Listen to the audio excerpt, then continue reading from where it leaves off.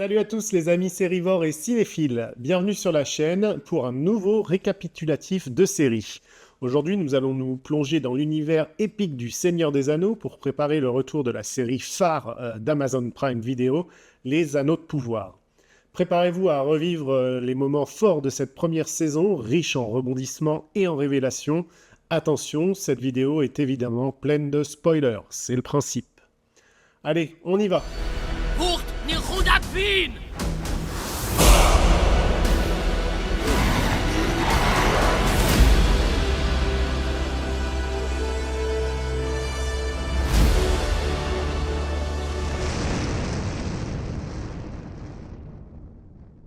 Alors, si vous êtes là, je suppose que vous connaissez forcément un peu, au moins, l'univers de Tolkien et du Seigneur des Anneaux.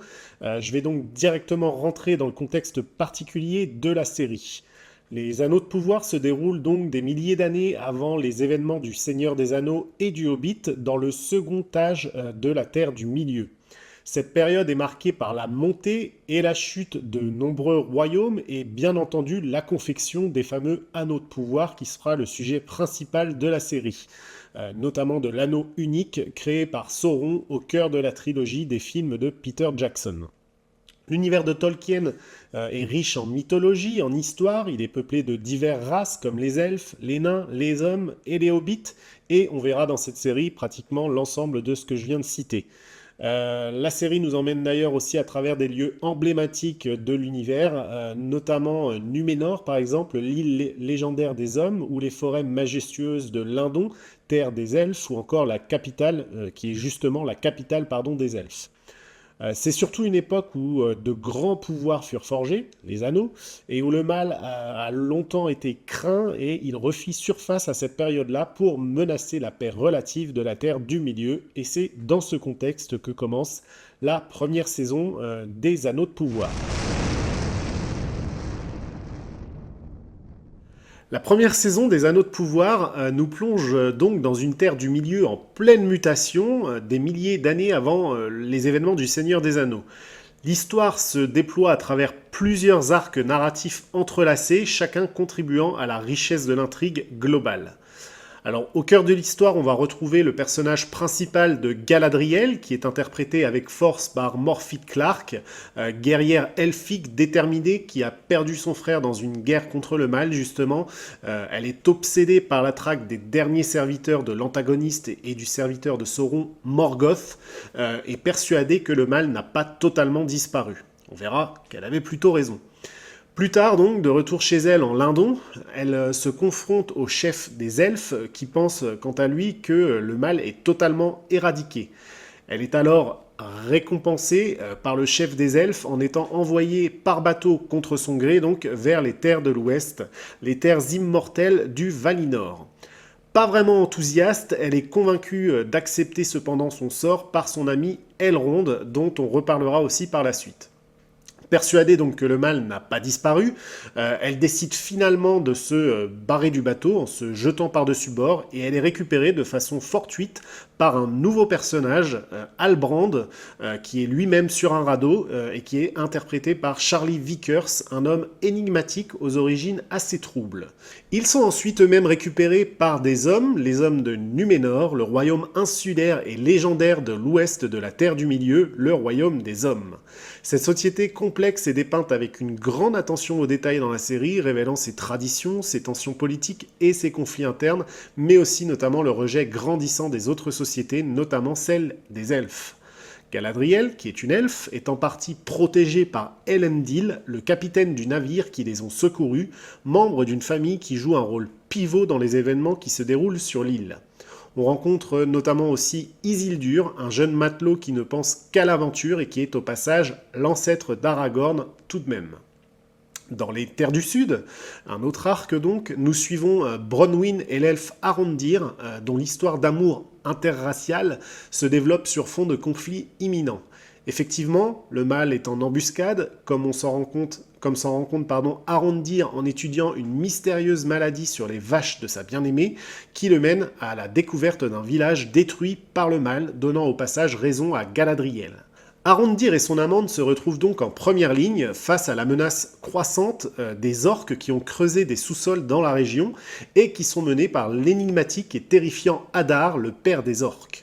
Après moult péripéties, notamment la captivité de l'elfe, leur lutte pour protéger leur peuple et leur terre offre certaines des scènes les plus intenses et émouvantes de la saison, mais surtout révèle Bronwyn comme leader à la tête de la résistance des hommes et des femmes des terres du sud contre les orques. Enfin, ceux qui n'ont pas encore juré fidélité au mal, puisque certains malheureusement trahiront les hommes. Elle mène ses troupes aux premières victoires contre les orques, malgré de nombreuses pertes. À Eregion, on retrouve Elrond et le maître forgeron elfique Celebrimbor qui s'engagent quant à eux dans un projet ambitieux, la création des anneaux de pouvoir avec l'aide des nains de la Moria qui sont alors en plein dans leur âge d'or et notamment de son roi, Durin, un ami de longue date mais un peu délaissé par Elrond. Les scènes de forge, magnifiquement réalisées, illustrent parfaitement la magie et le savoir-faire des elfes mais aussi et surtout des nains.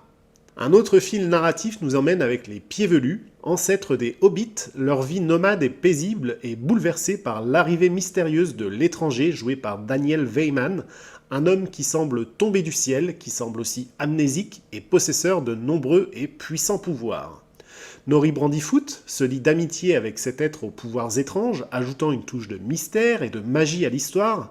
Les interactions entre l'étranger et les Pieds Velus offrent des moments de légèreté et d'émerveillement, et ça contraste assez avec les enjeux plus sombres des autres intrigues de la série. En réalité, l'étranger se révèle être un être qui potentiellement est malveillant pourtant. Il est poursuivi par des espèces de prêtresses qui en réalité semblent penser qu'il est Sauron, tout simplement. Dommage pour elles. On révèle par la suite dans la série qu'elles se sont plantées. Ce n'est pas Sauron le bougre, c'est un être de bien, un magicien blanc qui élimine d'ailleurs les prêtresses pour protéger les proto-hobbits. Au fil de la saison, Galadriel découvre quant à elle que le mal s'est réfugié dans les terres du sud, dont Halbrand se trouve être l'héritier a priori. Elle le convainc alors, ainsi que les hommes de l'Ouest, de la suivre dans sa lutte contre le mal. Les différentes trames convergent alors vers un point culminant, une bataille épique dans les terres du Sud. Les forces de Númenor, menées par Galadriel, Halbrand et Elendil, affrontent les armées d'orques commandées par Hadar.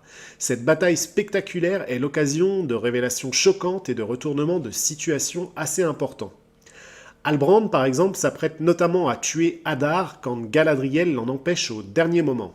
Elle souhaite effectivement l'interroger pour savoir s'il est Sauron, mais celui-ci maintient que non, qu'il n'est que le leader des orques justement abandonné par Sauron. Les terres du Sud sont donc libérées, elles y gagnent un roi, Halbrand, et peuvent profiter du soleil pour un banquet festif digne des fins d'histoire d'Astérix. Oui, je mélange tout, désolé.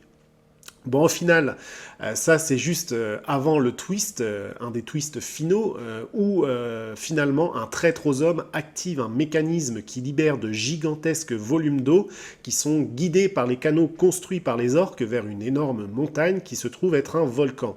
Il s'agit, vous l'avez compris, de la fameuse montagne du destin qui se réveille et éclate sous la pression des eaux, transformant la région en véritable endroit lugubre où les orques pourront prospérer comme le voulait Hadar. Vous avez compris, on assiste là à la naissance du Mordor. Toute la clique survit cependant, sauf le fils d'Isildur pris dans l'effondrement d'une maison. Enfin ça, c'est ce que croit tout le monde, parce que le bonhomme est forcément vivant, puisqu'il est l'ancêtre d'Aragorn, je vous le rappelle, et qu'il n'a pas encore d'enfant lors de cette série. Ultime twist de la saison, Galadriel se rend compte que notre ami Halbrand n'est finalement pas vraiment le roi des hommes du Sud, dont la lignée a disparu comme elle le découvre il y a bien longtemps. Ce qui lui met d'ailleurs la puce à l'oreille, c'est qu'il s'intéresse d'un peu trop près à la forge où vont être forgés les anneaux, les fameux anneaux de pouvoir. Et il a notamment une citation où il parle de gouverner non par la chair mais sur la chair, bref, un anneau pour les gouverner tous. L'homme se révèle en fait évidemment être Sauron. Elle tente de le tuer, mais Sauron l'en empêche en prenant notamment la forme de son frère, justement abattu par cet ennemi ultime. Ayant absolument besoin de forger les couronnes pour la survie des elfes, Oui, j'ai oublié de le préciser, mais les elfes sont en pleine décrépitude et ont besoin absolument de ces anneaux pour empêcher qu'ils ne continuent leur décrépitude et disparaissent. Elle décide donc de ne rien révéler de la ruse d'Albrand Sauron, qui quant à lui s'enfuit vers le Mordor. La saison se conclut donc sur la forge des 3 premiers anneaux de pouvoir elfique. Oui, il n'y avait pas assez de minerais finalement pour faire des couronnes, donc ils ont fait des anneaux qu'on nomme Narya, Nenya et Vilia.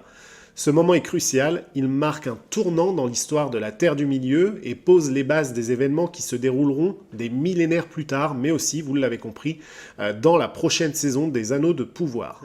Voilà pour ce récapitulatif de la saison 1 du Seigneur des Anneaux, les Anneaux de Pouvoir. Si vous avez aimé cette vidéo, n'oubliez surtout pas de laisser un pouce bleu, de vous abonner pour ne rien manquer de nos prochains récapitulatifs et aussi critiques.